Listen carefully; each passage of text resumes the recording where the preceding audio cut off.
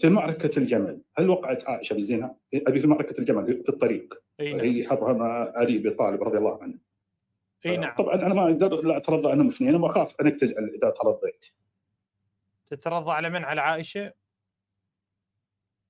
اي يعني لا، ما انسان يا يصير، اخي ما يصير. متعود، يعني ما لا يصير. تزعل مني. لا مو مشكلة، إذا ترضيت أنا ألعن، هو ماكو مشكلة، بس حاول لا تترضى. جيد.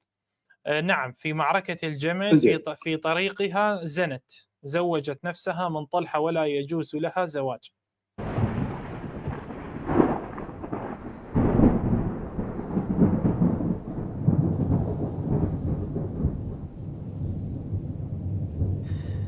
وتكلم الله العظيم بحجتي وبراءتي في محكم القرآن، والله خفرني وعظم حرمتي، وعلى لسان نبيه براني. والله في القرآن قد لعن الذي بعد البراءة بالقبيح رماني، والله وبخ من أراد تنقصي إفكا وسبح نفسه في شاني.